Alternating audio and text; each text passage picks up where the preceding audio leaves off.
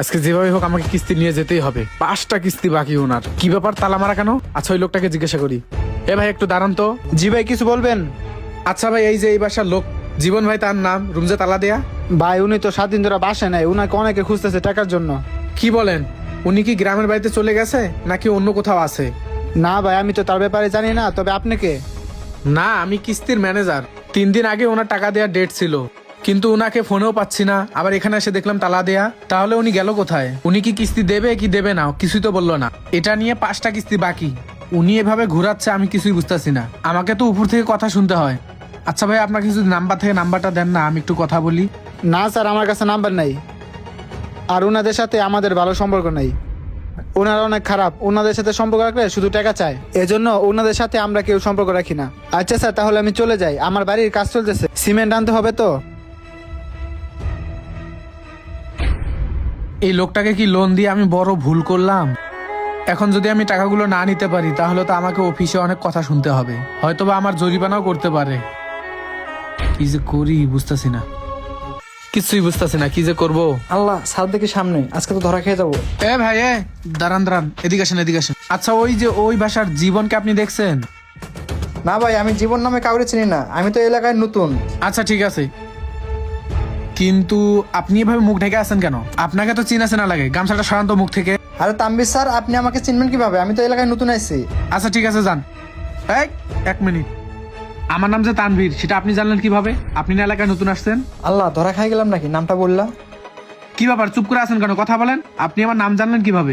না মানে স্যার। না, এই তো। আরে জীবন সাহেব, আপনি আপনি আমাকে দেখে পলা পলা বেড়াচ্ছেন কেন? না মানে স্যার, আমার কাছে না কিস্তির টাকা নেই। আর আপনি জানেন না হয়তোবা যে আমি কত অভাবে আছি। আপনার টাকা নেই সেটা এখন আমি দেখবো? কিস্তি নেওয়ার সময় তো কি সুন্দর করে বলছিলেন, আমার এটা আছে সেটা আছে ওটা আছে, আর এখন আমাকে দেখলে পলা পলা বেড়ান কেন? আপনি জানেন, আপনাকে মতো কিছু লোকের কারণে আমাদের অফিসে অনেক কথা শুনতে হয়। আমারে ভুল হয়েছে। আপনাদের মতো গরিব ফকিন্নিদেরকে মায়া দয়া করে আমি উপর থেকে কিস্তিটা নিয়ে দিছি, আর এখন টাকা দেওয়ার সময় আমাকে দেখলে পলা পলা বেড়ান। আপনার তো লজ্জা থাকা উচিত। খাওন তো 3 বেলা ঠিকই খান, অনেক ভালো মনে করছিলাম আপনারে, আর আপনি আমাদের কাছ থেকে কিস্তির টাকাগুলো নিয়ে এখন না দিতে পেয়ে পলা পলা বেড়াইতেছেন। এই কাজগুলো কি ঠিক করতেছেন আপনি? আর ঋণের টাকা পরিশোধ না করে আপনারা 3 বেলা কেমনে ভাত খান, কেমনে ঘুমান, আমার বুঝে আসে না। আচ্ছা ভাইয়া, আপনাদের এখানে কি হয়েছে আমি কি জানতে পারি? আরে ভাই আর কোয়েন না, এই যে এসব ছোট লোক ফকিন্নিদেরকে মায়া দয়া দেখায় কিস্তি লয়ে দিছিলাম, আর এখন কিস্তি দিতে পারে না, আমাকে দেখলে পলায় পলায় বেড়ায়। আপনি বলেন তো ভাই, হ্যাঁ কি কাজটা ঠিক করতেছে? আমাদের কি খেয়ে দিয়ে কোনো কাজ নাই? সারাদিন ওদের পিছনে কুত্তার মতো ঘুরে বেড়াবো? আমরাও তো মানুষ, আমাদেরও তো ফ্যামিলি আছে। এই যে আপনি জানেন আমাদের উপর থেকে কত কথা শুনতে হয় এই কিস্তির জন্য। ওই ঘটনা ভাই, ঠিক আছে, আপনার কথা ঠিক আছে, আপনারও মানুষ ওনারও মানুষ, কিন্তু রাস্তাঘাটে যে আপনি ওনাকে অপমান করতেছে, মানুষজন জানতে পারলে তো ওনার মান সম্মান সব নষ্ট হয়ে যাবে ভাই। ভাই, ওনার মান সম্মানের কথা চিন্তা করলেন, আমাদেরটা চিন্তা করলেন না? আমাদের তো আরো উপরে অনেক কথা শুনতে হয়। আজকে 7 দিন ধরে ওনার আমি খুঁজতেছি, ওনারে আমি খুঁজে পাই না কিস্তির জন্য। এখনো 5টা কিস্তি বাকি। আচ্ছা ভাই, এমন কি ঘটনা ঘটছে যে আপনি ওনার কিস্তি শোধ করতে পারতেছেন না? ভাই, কেন আমি কয়দিন ধরে লুকাই বেড়াইতেছি শোনেন তাহলে। আসলে আমি ওই স্যারের কাছ থেকে যে কিস্তি তুলে টাকাটা নিয়েছিলাম, সেই টাকা দিয়ে একটা ব্যবসা ধরছিলাম, কিন্তু সেই ব্যবসায় পুরো লস খেয়ে গেছে। তার জন্য এখন আমি ফ্যামিলিটাও ঠিক মতো চালাতে পারতেছি না। বাসায় বউ পোলাপান আছে, তাদেরকেও 2 বেলা ঠিক মতো খাওয়াতে পারতেছি না। এখন কি করব ভাই? এই জন্য তো লুকাই লুকাই বেড়াইতেছি। টাকাটা এখন কোথা থেকে ম্যানেজ করে দেবো ভাই, কিছুই বুঝতেছি না। আর ভাই, জীবনে আমার সবচেয়ে বড় ভুল হয়েছে, আমার বন্ধুর কথা মতো ওই ব্যবসাটা ধরছিলাম, আর ওই ব্যবসা সম্পর্কে আমার কোনো আইডিয়া ছিল না ভাই। আর এখন বুঝতেছি কোনো কিছু বিষয় না জেনে শুনে কোনো ব্যবসায় করা উচিত না। আপনি ঠিকই বলছেন ভাই, আমাদের এই সমাজে এমন অনেক মানুষ আছে যারা ব্যবসা না বুঝে শুনে, মানুষের কথা শুনে তারা ব্যবসা দেয়, এরপর তাদের অনেক লস হয়, টাকাও যায়, 2 টাকা লাভও করতে পারে না, এরপর তারা খুব আফসোস করে। যাই হোক ভাই, আপনি আবার আফসোস করেন না, যার কেউ নাই তার আল্লাহ আছে, আর আল্লাহ বান্দার ভালোর জন্য কিছু একটা করে রাখে, তো কখনো নিজেকে ছোট মনে করবেন না। যাই হোক স্যার, আপনি তো তার সব ঘটনা শুনলেন, এবার আপনি বলেন তার জায়গায় যদি আপনি হইতেন তাহলে কি করতেন? ঠিক আছে ভাই, সেটা না হয় বুঝলাম, কিন্তু আমিও তো ভাই আরেকজনের চাকরি করি। এখন যদি আমি টাকাটা না নিয়ে যেতে পারি তাহলে তো তারা আমাকে অনেক কথা শোনাবে।